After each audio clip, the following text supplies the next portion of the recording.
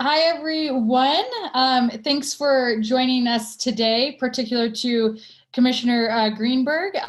We have quite a cast of characters on this one today that I think we managed to actually cover most of the state, which is one of the first for this. So really excited about the town hall today to focus on our ag community. And make sure we're getting them the resources that we have. And also, like we try to do in the Capitol when it comes to ag issues, we try to drop our parties at the door and make it a bipartisan effort. And that's the spirit that we're joined here today. So today we have Representative Dylan Roberts, Representative Marc Catlin, Senator Jerry Sonnenberg, and I'm Senator Kerry Donovan. We'll take a moment just to introduce ourselves. And then, of course, we have Commissioner Kate Greenberg with us from the Department of Agriculture. So I represent Senate District 5, which is 7 counties that hug the Continental Divide that stretch from Delta to Chaffee from east to west. And Eagle to Hinsdale, if you're looking for north-south coordinates, includes the Gunnison, the Colorado, and the Arkansas River Valley. A lot of our ag is on the smaller scale production, except for, of course, we have a lot of cattle and sheep in Senate District 5 and lots of concerns around those. And of course, one of the issues that I hope we'll touch on today that I think is at the forefront of many people, as well as the stories that have arisen around the meat production chain concerns, but also the West Slope was hit by a very significant freeze that has caused major concerns about how we can help those folks. So Representative Catlin, would you like to go next? Sure. My name is Marc Catlin. I represent the 58th District, which is Montrose County, San Miguel County, which is Telluride, Montezuma County, which is Cortez, and Dolores County, which is Dove Creek. So I represent the Four Corners area of the southwest of Colorado. And by the way, it's the best district in the state of Colorado. So we're, the largest irrigation district in the state of Colorado is over here on the Uncompahgre. It's 80,000 acres of ground, 3,700 different accounts, 575 miles of canals and laterals, along with the Montezuma Valley Irrigation Company down around Cortez. We have a lot of irrigated agriculture here. We've also got more cows than we've got people. So it's an ag district, believe me. It's ag is what drives this district. Telluride, San Miguel, a lot of cattle country up in that country. And out in Dolores, there are a lot of animals out in that area too. So along with dryland beans and, this is about ag out here in the Southwest District. So anyway, thanks for inviting me, and we'll see how it goes.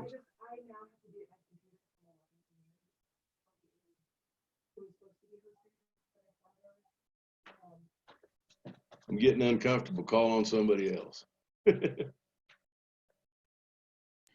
Senator Sonnenberg, do you want to go ahead and jump in, and then we'll wrap up with Representative Roberts? Sure, if I can figure out how to turn the video on, but I'm not going to be able to. So we're just going to talk. How's that? You can look at that white picture.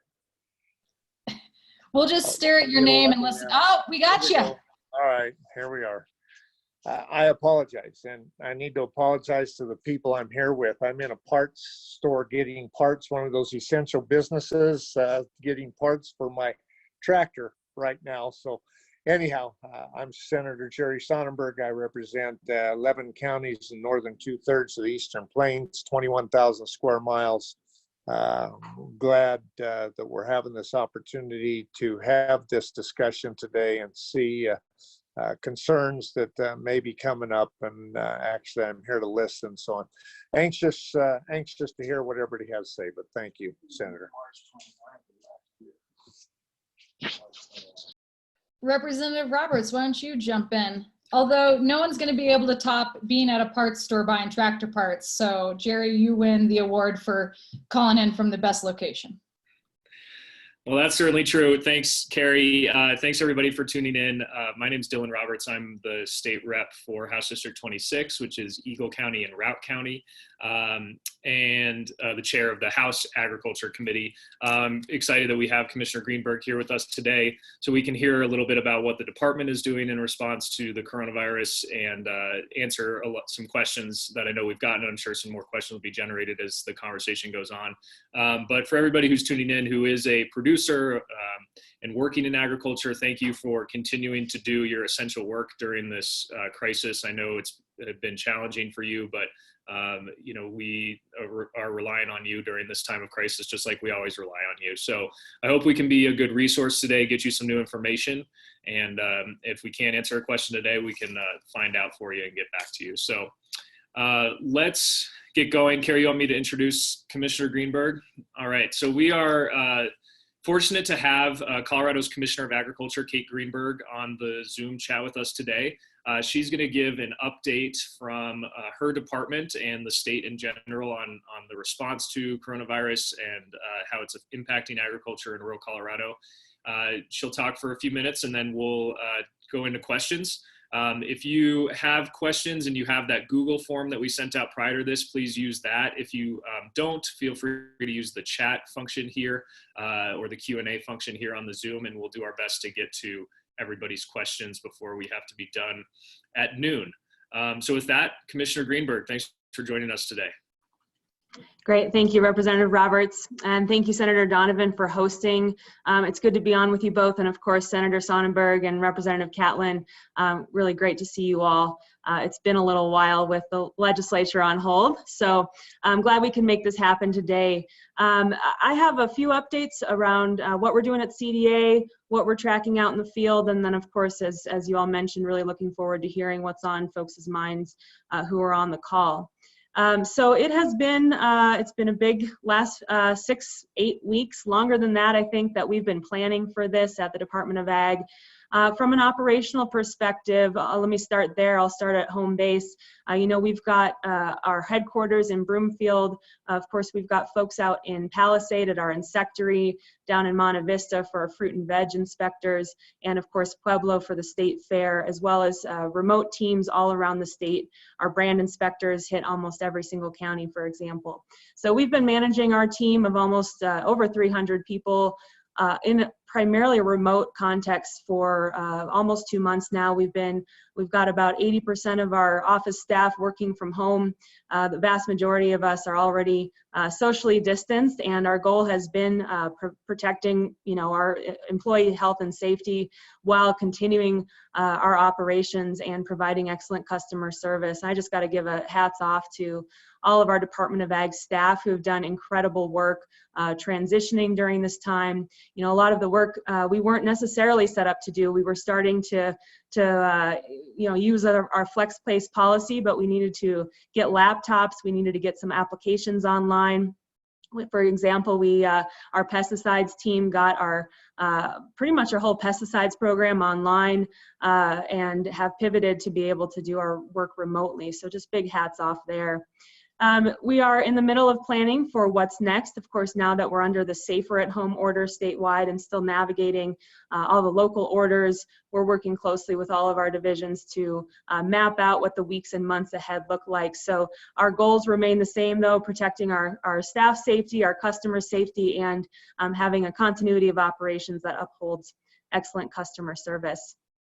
The Department of Ag also plays a really important role with the state's response to COVID-19 right now, and I'm really proud of that role and the position that agriculture is in to help support our other state agencies. So we, at the Emergency Operations Center, what's known as the SEOC for short, we serve an essential support function 11, which in normal disasters like a wildfire or a flood is where we work with our partners to lead efforts around livestock in particular.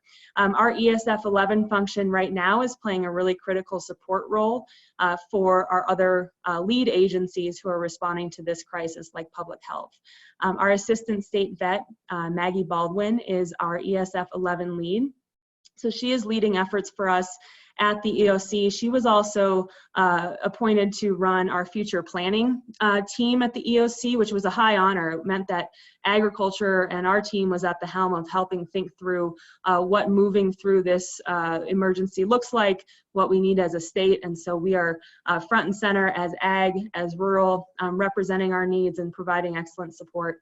We're also providing support through another essential support function at the EOC, and that's ESF 6, which is part of the feeding task force. So we're very closely involved with food access, making sure that folks who are hungry, food banks, that we are doing everything we can to help get food to the people who need it. We've set up a number of working groups within CDA that are comprised of our staff who I've dispatched to really tackle problems as they arise and anticipate problems so we can mitigate them before they arise.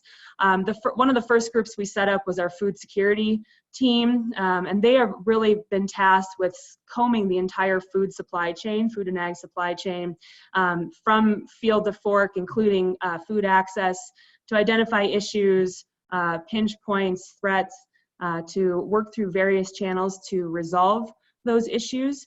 And it's been a really important team.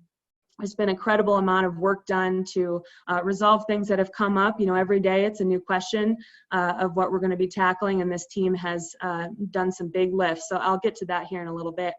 One of the early items that we tackled as a team was, of course, designating agriculture as critical business. And this was one of the most important steps in the last many weeks. And what happened with the designation of critical business was that official legal definition in the first stay-at-home, in the stay-at-home public health order meant that agriculture could continue working. That's, you know, ag is open for business. Our folks out in the field are doing work like any other year. Glad to know that Senator Sonnenberg is in a critical parts store that's open today. That was part of that early effort, making sure all the businesses that support food and agriculture are also able to operate safely, but to make sure that we're keeping agriculture moving. So that was a big lift in the early days. With regards to supply chain, of course, as Senator Donovan mentioned, we're seeing, you know, temporary plant closures and reduced operations at a lot of the livestock processing facilities. That's, of course, been big news in the last few days. We've been working on this for a long time, almost since the start, working directly with companies to provide support for, you know, increasing their sort of COVID operations. And for a lot of these facilities, it's a huge pivot to implement those, but it's paramount because our worker health and safety is, of course, absolutely fundamental. Without a healthy workforce, we don't have a healthy supply chain. So the two absolutely go hand in hand. We've been working with the governor, with the State Emergency Operations Center, with our national association, directly with Secretary Perdue. I was on the phone with Vice President Pence and the governor the other day, where the governor was very explicit about the need to prioritize mass testing and PPE for critical ag workforce. So we are also leaning on federal support, working with FEMA and others, and a lot of strong, consistent advocacy to get those resources driven to not only Colorado, because of course our frontline medical workers need the same, but also to our critical workers and making sure we're doing everything to protect them. Another team that we've stood up at the department is our ag recovery team. And I should mention that our food security team is led by Tom Lepetsky, who is our division director in our marketing division. And we've got about 8 or 9 staff all across the department who are doing incredible work there. Our ag recovery team is led by Jordan Beasley, our policy advisor and legislative liaison. That's another staff level team that I've dispatched to work with stakeholders, local, state, federal, private business, up and down ag supply chain, so that we can provide as best advocacy as possible on recovery, both immediate recovery and long-term. So Senator Donovan mentioned the hard freeze on the western slope, 19 degrees on April 13th, I believe it was. what we've heard, and we're still waiting for hard numbers, is around 90-95% crop loss in some areas. So we worked immediately through Jordan, through the ag recovery team, which is of course what we would do in any year, to ask for a disaster declaration from Secretary Perdue, which is in the works. Been coordinating with our federal delegation on that. So that is in the pipeline. But some other examples of what our ag recovery team is up to include, working again with our senators, with our congressional members of Congress in advocating for funding to come to Colorado in a way that's going to be the biggest bang for our buck for our producers, for agriculture across the state. I worked with the governor to submit a letter to Secretary Perdue with regards to funding through the CARES Act. As you all have maybe heard, Secretary Perdue has $19 billion currently authorized for relief spending through the USDA. $3 billion of those dollars are for commodity purchases, and $16 billion are for direct payments to producers. We have been advocating to make sure funding goes to those who have been hardest hit. So we've asked for targeted relief for livestock producers, rapid expansion of support for specialty crops and local food systems. We also explicitly asked for support for industrial hemp. We also want to be sure family operations, those who are working on the margins already, are recipients of relief. We are advocating for, of course, support for rural health care, really concerned about potential pinch points in our rural healthcare system and hospital system, and want to be sure none of our rural communities are left behind. And the same is true for mental health programs. We do a lot of work, which we've done for quite some time at the Department of Ag, on mental health, and we want to see that expanded and continued here. And of course, there's many mechanisms at play for financial relief, for expanding rural broadband and food access, making sure that we do everything we can to minimize food waste and maximize food distribution to those who need it. Our ag recovery team also worked to provide clarification on ag's eligibility for the SBA programs. Those were some of the first relief programs that came out. The PPP, the Paycheck Protection Program, and the EIDL were some of the first two. And there was initial confusion around ag status to apply, depending on the type of business that you operate. So we've been working with SBA to get clarity there. We hope we've gained more clarity. This second round, the interim relief bill that was signed, I believe a week and a half or so ago, that added more funding to the SBA program. It's been explicit that Paycheck Protection Program does include agriculture. The EIDL in the second round also includes farmers and ranchers in addition to cooperatives. But we're continuing to work through some of the challenges there. Of course, funding for those programs in the many, many hundreds of billions moved through the system in a matter of days. So we recognize that it's been a incredible lift for those who have applied and maybe haven't found a bank that they've been able to work with, or even if they did find a bank that was willing to work with them and move their application through, funds may have been gone before they had access. So we're aware of that, and that's why we are buckling down on advocacy for relief dollars at the federal level in future funding packages. And then lastly, on this front, we're working at the state level as well. There's an incredible amount of coordination going on between state agencies, the Governor's Council on Economic Stabilization and Growth, many private groups such as the Colorado Farm and Food Systems Response Team that are responding to this event.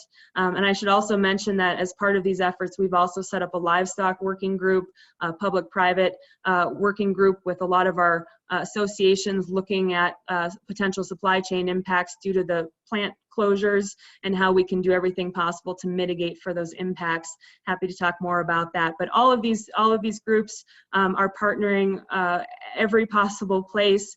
Lots of interagency organization going on.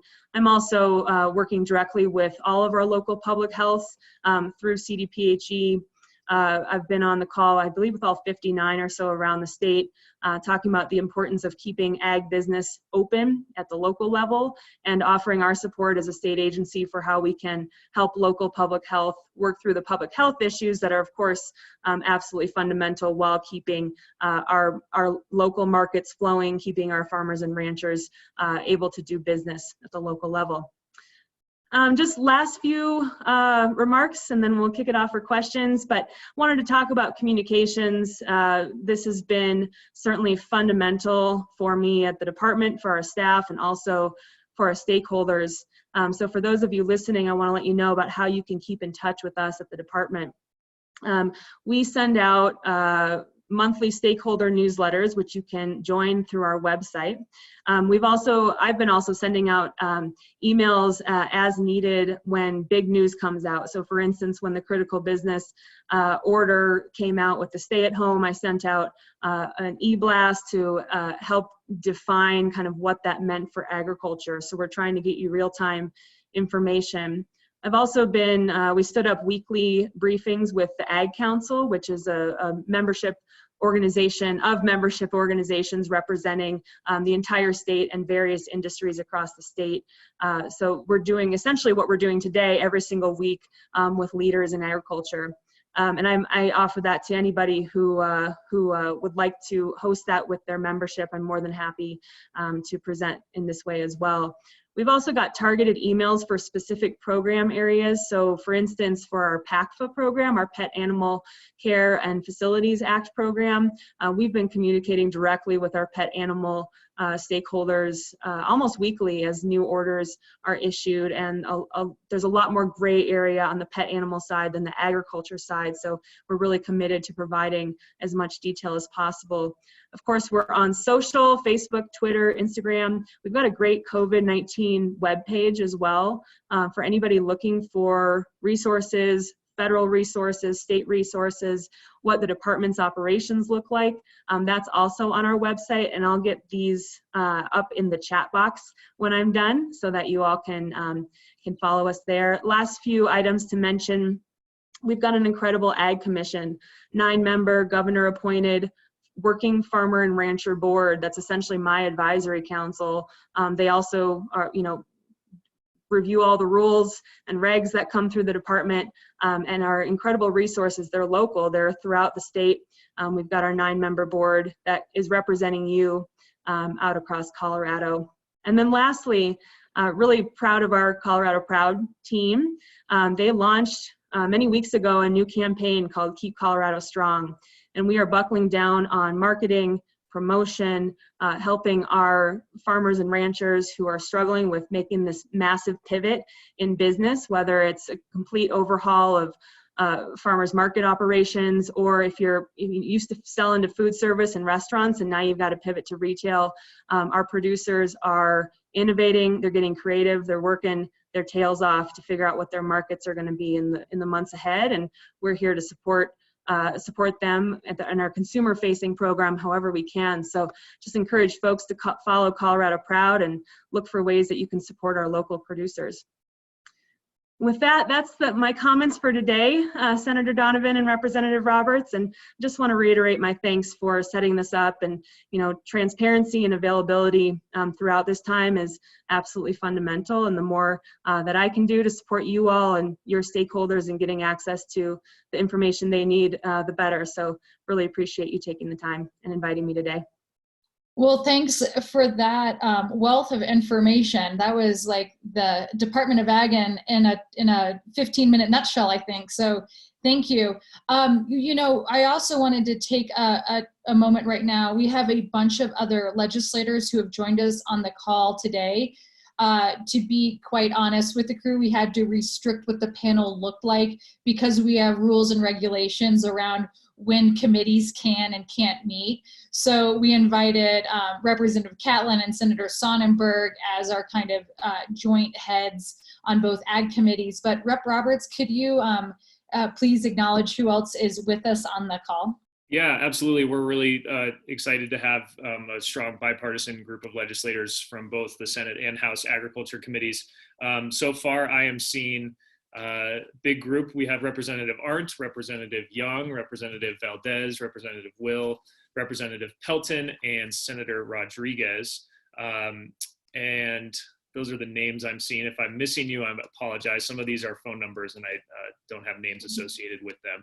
But yes, this is not an official committee meeting, of course, but just to get a chance to get a briefing from the commissioner and ask questions.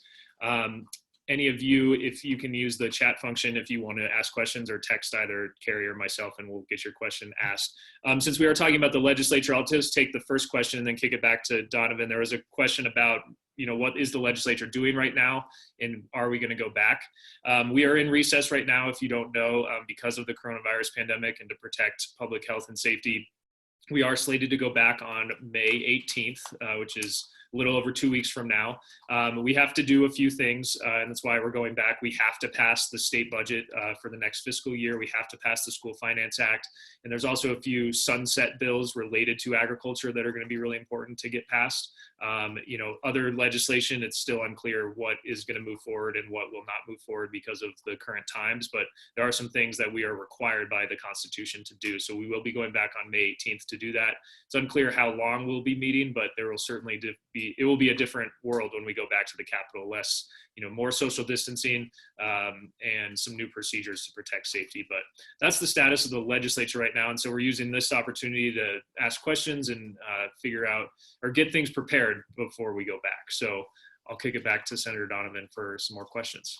Yeah, we have a question about some pesticide bills that I'm happy to jump on and give Commissioner Greenberg just a little bit more of a break before we throw some questions back towards her. Just one more, sorry, Senator Donovan. Yeah. We also have Representative Holtorf is joining. Oh, of course. Yeah, he was the one that flagged those sunsets for us, which will be some of the work that we really need to get done when we get back. Representative Catlin, to give you a heads up, there's also a question coming your way on what we think maybe the impacts of the budget cuts might be on the future water funding.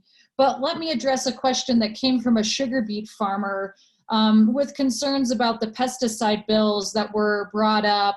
And they say that'll hinder the ability of farmers to deliver a safe and affordable food supply. Yeah, I know that the pesticide bills were some of the bills that were at the forefront of the hallway discussions in the Capitol before we temporarily adjourned due to COVID-19.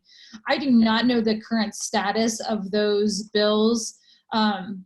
It's always a hazard of this business is to predict what your fellow lawmakers are going to do or not do. But I know the general theme that the Senate Democrats are using to approach what bills we would consider when we return are either bills that have to be done or bills that are directly related to COVID-19. It doesn't seem like the pesticide bills would meet either of those requirements, so they may be put on the back burner at this time. I would also flag that those bills were in the process of being amended and worked on by a stakeholder group that did have the agricultural community involved. So I think some of the concerns that this question raised were being brought up and worked on. But predictions just give you a chance to be proven wrong, but I don't think we will see those bills when we return to work at the legislature. Representative Catlin, would you like to jump in on that water question, or I can throw a question back to you? That would be great. I can repeat it for you. Someone's just wondering what we think the impacts of the budget cuts, severance tax will be on water funding, if you have any thoughts on that topic. Well, yeah, I do have some thoughts. I think that the funding all over the state of Colorado is going to be hammered pretty hard, and I would imagine that water will be one of them. There are some bills, Representative Dylan Roberts and I are on a bill, the projects bill for CWCB. I think the jury's still out on that. It's something that needs to be done, should be done, and I'm hoping that we'll be able to pull that one through. As far as bills or dollars to go to specific projects, I would imagine that everything is on the table right now for probably a pretty good trim. And speaking of which, I got my hair cut last night at 12:01. So anyway, I think that we're all going to have to suffer through some of this. Water particularly.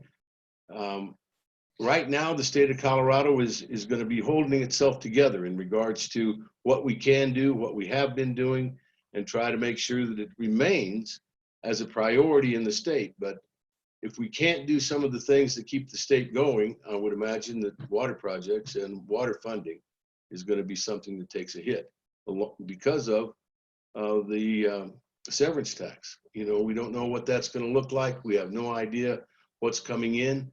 So we're kind of waiting on some projections to come in to JBC and to the legislature on May 12th, I think is when they start getting those numbers in. So we're all kind of watching to see what does happen. Yeah, certainly a wait and see moment, but we know the cuts will be significant across all departments. Commissioner Greenberg, a question for you, and I'm going to try to combine a couple that are on the same theme. It seems to be a lot of concerns, and I think because it's been in the news so much, about kind of the supply chain. A couple questions, of course, on the supply chain regarding meat, but also just a question, you know, is there a clearinghouse that can track current supply like fuel, fertilizer? You know, are you guys looking at that? And then also, how does that over supply chain? Do we anticipate there being a meat shortage in the near future? Maybe you can comment on that kind of broad topic. Great. Yeah, thank you, Senator, and thanks for those questions. That's, of course, top of mind. Let me see if I can tackle all of those at once. So in terms of supply, we're good. We're solid in Colorado. We feel strong about our supply. Of course, we're not taking that for granted, and we're doing everything we can to mitigate, plan, and avoid any sort of worst case scenario. Of course, a lot of states are dealing with some terrible situations right now, and we're really working day and night to avoid those scenarios. So our supply is strong. Our supply chain is feeling the impacts of COVID-19, right? That's, you know, I mentioned earlier, there's been an incredible pivot. You know, when restaurants and food service shut down, we had supply that was flowing to those markets, of course, and then you get markets shut down overnight. You've got the supply and the supply chain, but no more endpoint to which to sell that supply. So the pivot has been now, how do we get that supply to where it's needed, with the vast majority of our food purchases at grocery stores. So that's one sort of issue that you're seeing in the terms of the supply chain. Of course, with processors shutting down temporarily over the last many weeks, which we've seen around the country. We're anticipating some kind of backup, but right now in Colorado, we don't expect that to hit the shelves.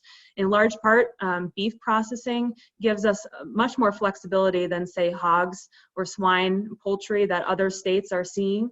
Of course, we're tracking with other states. Another thing we're doing, Colorado launched an initiative with our national association to coordinate across state lines. So we've got a working group with a lot of our Midwestern, Eastern, and Southern states where a lot of the other processing is, to really hear about what each state is doing in response. So short answer, we do not expect a shortage on the shelves. At the same time, we're dealing with a lot of really quick change in a very big system. And our producers are doing an incredible job to make that pivot happen. Two follow-up questions for you, Commissioner. The first one is, have we seen or heard of anyone having to put down animals in Colorado like we're hearing about in other states? That is not happening in Colorado. That's something that is front and center on our radar to avoid, do everything we can to avoid that scenario. That's what I mentioned with pork and poultry. Those systems operate on pretty much real-time demand. There's no room in the system to keep animals at facilities longer than is planned for. So when a processor shuts down, that leaves the producers with really no option. We do have some hog production here in Colorado, but we are not facing that, and we're nowhere near the scale of those other states. But of course, as I mentioned, we're not taking that for granted. So our livestock working group and our interstate groups are working closely also with our federal partners to mitigate here. Some states, Iowa is working on a program that would, in the case of euthanasia, which is a terrible outcome, at least be able to provide that meat to food banks. There are other states that are not in that situation. Colorado, there is no euthanasia currently happening, and we're going to do everything we can to continue to make sure that that's the case. Thanks for that update. And then another question that came in from the press, from the Steamboat Pilot and Today. They're wondering if there's any updated numbers on the hit to processing capacity at meat processing facilities, and if there are any numbers or projections of impacts to livestock produce prices as a result of the supply chain interruptions. Yeah, great question. I don't have those numbers for you right now, but those are the exact numbers that our working group has been pulling together this week. And our goal is actually having the numbers put together in one report next week. So we'll know more about the details. If please reach out to us, and our PIO, Mary Peck, at the Department of Ag can help. We can set up interviews and get more details. But that's certainly what we're diving into. Our team's been diving into over the last many days.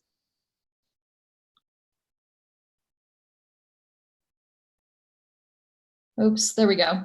Yeah, thanks for that answer. I think the national attention on what it means for some agricultural industries when the supply chain doesn't work.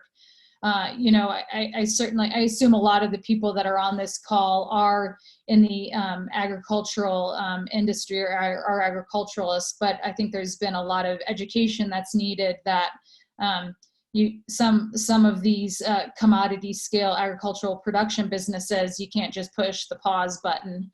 Small scale cattle rancher like myself, I have much more ability, and a lot of our processing plants on the Western Slope have shut down. But you know, at my scale and beef, it's a much different scenario that we're dealing with versus chicken and pork. I mean, those are assembly lines to get that pork chop to city market. So thanks for addressing all those issues. I'll answer a question real quick that came up regarding rural Colorado and access to broadband with its connection of how can people kind of learn and know and be able to access all these things that are required with COVID-19. You know, I've forgotten what the actual percentage is. It's actually a lower number than you would anticipate, but of course it has an outsized impact of those people that don't have either access to broadband, or what we're really seeing right now is robust and redundant broadband, because we're putting so much pressure on the system of utilization on it. We're seeing some communities just not have the capacity to really be able to handle all the intense increase in usage of broadband. So I think that will be a challenge, like Corona-19 certainly illuminates gaps and problems that we have in our system. And this is one that I think has been illuminated. I was talking to a librarian who said the usage of her network went up even though their doors were closed, because people were driving to the parking lot to access the library's broadband. So stories like that really show some of the things that I think urban areas can take for granted, and the things that we still need to keep champion on to make sure that Colorado is wired corner to corner. So yeah, thanks for asking that question. And of course becomes even more critical when perhaps you might need to order you know, masks or other protective equipment to run your business. Let's see. We're letting Senator Sonnenberg off the hook a little bit on answering questions because we think he's wandering around the store looking for parts. But I'm sure he is listening, and he hasn't texted me yet, but if he texts that he's ready for questions, we'll start pinging him too. Commissioner, are you able to give us and there he is. Oh, you're out of the parts store though, but he's still on mute. Okay, I've been listening to the questions and answers, and I'm happy to take any questions if you have some. Senator Sonnenberg, would you mind weighing in on how you think, from your perspective, the impacts on ag and perhaps the water projects will be? Absolutely, happy to. Quite honestly, I think water will take a huge hit for most people. And we've talked about this before, that as long as they turn on their taps, they don't worry about water. So funding a water plan, I think, will be a challenge this year. And quite honestly, there's probably some things that are a higher priority for us than actually the water plan. So I would anticipate we could lose some of that money this year to deal with other things. And I would put mental health as one of those. I've been advocating on every opportunity I have. We have farmers that need to keep eye on neighbor farmers, because this is a tough time when you're out there right now still paying the same amount for fertilizer, putting seed in the ground to raise corn that's going to be $2.75 or $2.75 or $3 a bushel, to put in cattle that have lost a third of their value. There's going to be some people with some mental issues that we have to keep our eyes on and be helpful for. And so I think that's a priority for me. I think when it comes to the funding of the water plan, I think that becomes a challenge. I think one of the other things, I was asked, what about another dirty dozen? You remember, I'm not sure you were in the legislature at that point, but we had during the last recession. No, you weren't. Gosh, You're showing your age. Yeah, I've been here way too long. Obviously, thank God for term limits. I'm about done. Where they passed a number of bills to remove tax exemptions and tax credits. Some of those probably appropriate. But in a time like this, when businesses are struggling to get back going, and agriculture continues to struggle with lower prices, probably not the time to hit them to remove the sales tax exemption and those type of things. Those are some of the things that I'm worried about that I think might be an issue. And I want to go back to Kate real bit. She said we weren't having euthanization. I can tell you, not in a mass scale, but there are ranchers that can't get cattle into old cows into a packing plant or a small facility. They're booked up till August and September. And rather than mess with them, I do know there are ranchers putting down old cows.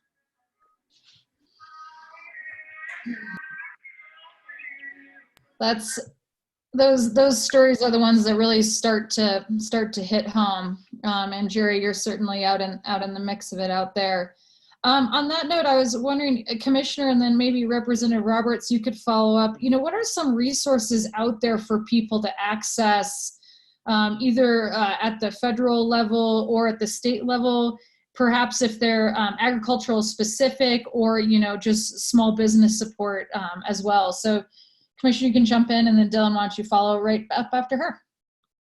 Great, thank you, Senator Donovan. I mentioned some of these earlier, and I have these copied, and I'll paste them in the Q&A. We've got colorado.gov/ag, which is our CDA website with program and COVID-specific information, which you'll see on sort of our top banner there. State of Colorado has a COVID-19 page, covid19.colorado.gov. That leads you to all kinds of resources, how to get involved, how to wear a mask, lists all of the state and local public health orders if you have questions on that. It also leads you to the helpcoloradonow.org page, and that's the relief fund that the governor set up for all who are hurting right now across the state. dollars have started flowing out of that relief fund, and that is a great resource to check in with. I also mentioned earlier the Colorado Farm and Food Systems Respond and Rebuild Fund, and that is an effort with, it's a private-public effort again. It's us, it's CSU, and it's funders, it's folks in farming and food access who have are pooling private dollars. It's all private dollars, and it's open to donation, and those grants are going specifically to folks in food and ag. So that's another link I'll share. And then, of course, USDA is a great resource. Lots of items at the federal level. OEDIT here at the state, our Office of Economic Development and International Trade, has lots of resources for business. They are a very good resource for the SBA loans and helping folks navigate that. They've also got a call center that folks can call into to help you navigate through those resources. And then mental health resources, Colorado Crisis Services, as Senator Sonnenberg mentioned, this is paramount, and folks are dealing with stress, anxiety, loss of markets, loss of business. The risk of foreclosure for many might be drastically increased. Of course, there's emotional issues when you're, how do you deal with animals that are no longer able to move through the system? There's incredible burden on folks right now. So Colorado Crisis Services is an excellent resource. We partner with them through the Department of Ag on our rural and agricultural outreach, which we've done for years and have continued. So want to be sure folks have those links as well. So I will send that to the chat box here, and maybe we can publish that on Facebook following as well. Thanks, Commissioner. Yes, so she just went through a lot of the resources that exist, and this is, I think it's very clear this is an incredibly challenging time for everybody, especially the agriculture community. A good thing is that there are a lot of resources available. Sometimes it's harder than not to access them. And so our job as legislators, I think, is part to help you access them. So if there's ever a question you have or resources that you need, feel free to reach out directly to us. I'll just follow up with a few others. The Office of Economic Development and International Trade has a website, choosecolorado.com. That's sort of a central clearinghouse for all of those PPP loans and other business resources. The state's COVID website is covid19.colorado.gov. If you go there, you can basically get directed to all the types of resources that exist. And then just today, I believe it just launched today, on that website, there's a way for you to submit feedback and concerns and ask questions, and the state will get back to you. So if you go to that covid19.colorado.gov website and then do /COVID concerns, you can actually directly input your question and the state's going to get back to you. So that's a new feature on that website that I would suggest people go on and utilize. Well, great. A couple resources sitting there, and hopefully you guys can see those all in the chat box. Also, feel free to always just email any of us. Even though the General Assembly is adjourned, I know that all of us are still working, some of us balancing the work between the General Assembly and our other quote unquote jobs, but we're here to help. And so sometimes I know it's hard to pick up websites as we rattle them off, but always reach out to any of us if you need further help. Let me do a quick look through. Commissioner, would you be able to, I know you mentioned it in your general summary, but could you expound a little bit on the status and kind of the timeline for the federal declaration of disaster for the Western Slope area?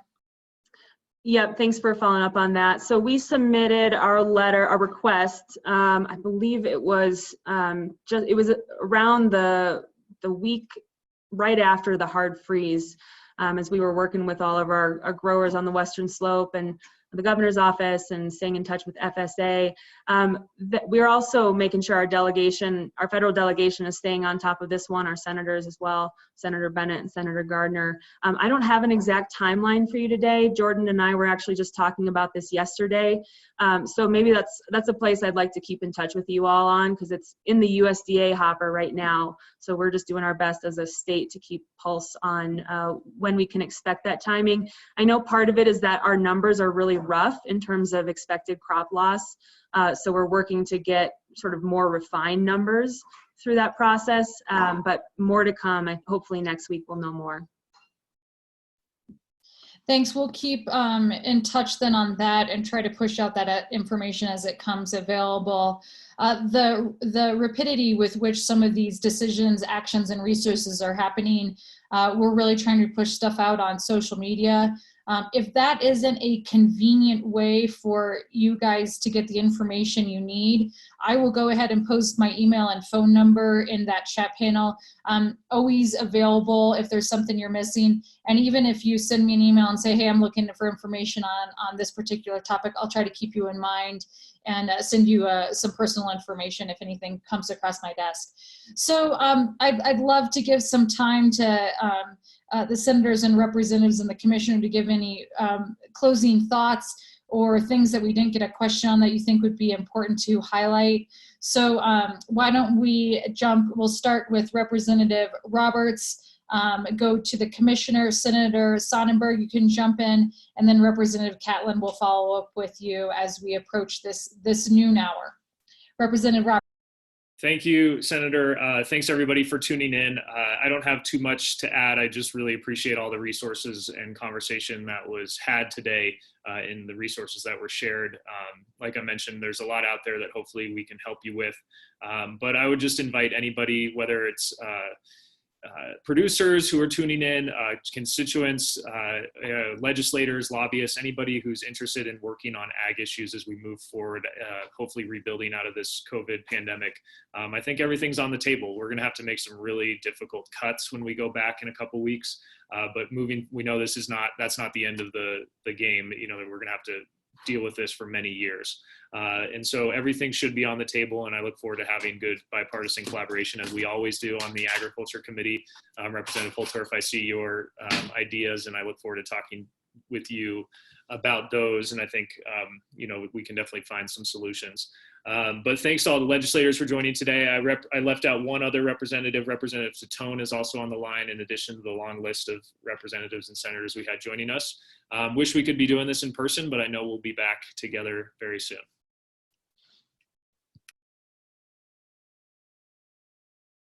Commissioner. Great, thank you, Senator. Couple final thoughts. Yesterday, I sent out an email to our full list all across the state, many tens of thousands of folks, inviting participation in how we envision longer term recovery. So we're asking for ideas on legislative proposals, on regulatory reform, both for immediate and long term. You know, are there barriers in the way to us addressing what we need to at the state or federal level that we can be working on? Really asking for, you know, what are the needs on the ground, and how can the Department of Ag focus on that long-term recovery based on those needs. And of course, all the senators and representatives on the call right now, I look forward to sharing what we hear with you, because of course that will cross over in the work that we're all doing in the months and years ahead. But also want to be sure folks out there listening know that that invitation has been extended. The email address for input is cda_foodsecurity@state.co.us. I know I just listed off before a ton of links, and it's impossible to remember them, so we'll have other ways for you to find that. But this is the one to share your insight with us, cda_foodsecurity@state.co.us. Lastly, I just want to say, our ag producers are working day and night to keep food on the table, to keep business running, to keep, doing everything they got to do under incredible circumstances. And I'm just so grateful to that work, to our community, to being part of this community on the phone here today, and to everybody else listening. Just thank you for that work. And if you're not out farming, please thank a farmer, and know that they're out there doing everything they can to keep our food system strong. Senator Sonnenberg, would you like to jump in? Yeah, and I also don't have much to add. I appreciate putting a town hall together so we can answer some questions and ask some questions, see where we're going. I do have one question I should have brought up earlier. I know the governor has put some task forces together or some groups together to kind of guide the recovery. I haven't heard anything, and maybe Commissioner Greenberg can come back in. And do we have an ag group that can help, or are we just relying on the Ag Commission for those aspects of how we recover from this in agriculture, what might work and what not work, doesn't work? Anyhow, she can answer that another time or whatever works. That's a question that I think we ought to have answered. And then I just truly appreciate having the opportunity to visit, touch base, and see where we need to go from here. I'm happy to answer that question, Senator Donovan, if we have a minute. Senator Sonnenberg, to your question, when the governor established OEDIT's recovery team, that's the stabilization and growth team that represents many sectors. Agriculture and rural Colorado were not explicitly one of those teams because we had that team. And so I had worked with the governor and OEDIT to say, can we, we want ag to lead on ag recovery, and we want to be integrated with your recovery efforts. Can we basically have liaisons between our team so that we keep the integrity of what we've built with agriculture? We keep, Department of Ag runs the messaging communications with our stakeholders, and we integrate with what OEDIT's doing. So that's been a really strong partnership. We've been able to elevate ag and rural needs through OEDIT's working group while keeping our own pace of activity at CDA. And that's on top of the ag recovery group's efforts around state and federal advocacy on funding, financing, recovery strategy, et cetera. That's helpful. Thank you, Kate. Representative Catlin, final thoughts? Well, I've got a couple. I think one of the things we might do from the Department of Ag's point of view is let's push Colorado Proud a little harder if we can, so that the consumer really understands that we are Colorado and that we've got the best and the finest in the United States. So that kind of helps pick up that consumer part, should help the producer part. The other thing I wanted to mention is that I'm concerned about drought on the eastern slope. The cattlemen and all the people in the state of Colorado, I've got some serious concerns. We've talked about them a little bit today, but I'd like to close with, I want everybody that's a producer that's listening to this today, I want you to know that I'm very proud of you for what you do, how you go about it, and the way you do it. This state needs you. We need you worse now than we've needed you in the past, and we're going to need you in the future. Hang on, because we can probably do this, but we'll have to do it together. If you can access those websites, good. If you can't, please get in touch with your electeds or get in touch with me. Look me up on the website. I don't even know my own email address, but I will get back to you. These are important times. They're as tough as we've ever seen. But know that the state of Colorado and the people of Colorado are proud of you.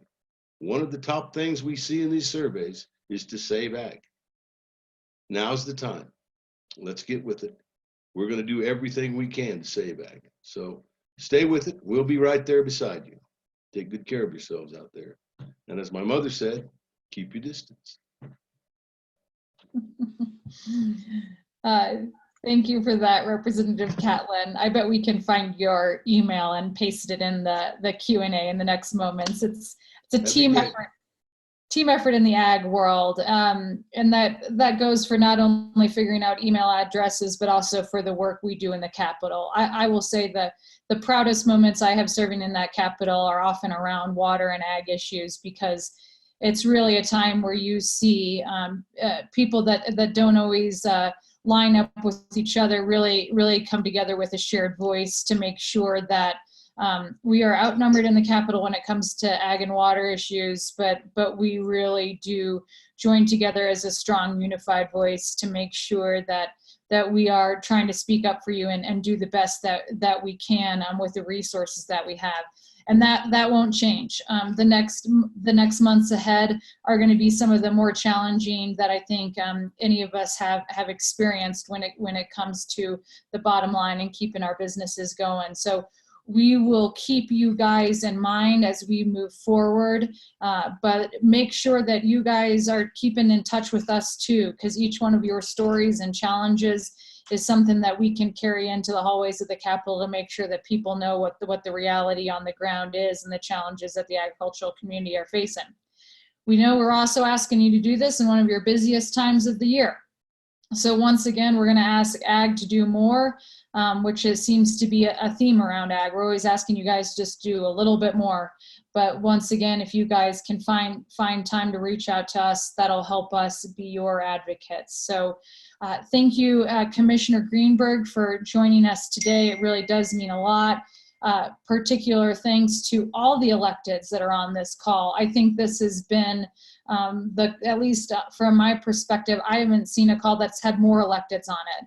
So we should take that to heart, that know that you have a lot of voices that are willing to work on these issues for you in the Capitol. So I know as the days get longer, that just means the workload increases. Senator Sonnenberg, best of luck with your tractor. I have to hydraulic hose that I lost a battle to yesterday, but I'm determined to defeat today, so that my afternoon is battling a hydraulic hose on my tractor. It is spring after all. It is, and I'll show you if you want to come help me with my wheel bearing. There you go. I need help with that. So anyhow, I appreciate it. Thank you. Your equipment is of a bigger scale than mine is, that's for sure. Anyways, take care, everyone. Take care of each other. And we will see you on the other side as we get through this together. Thank you for joining today. Thank you. See you all. Here we Bye, go. Representative.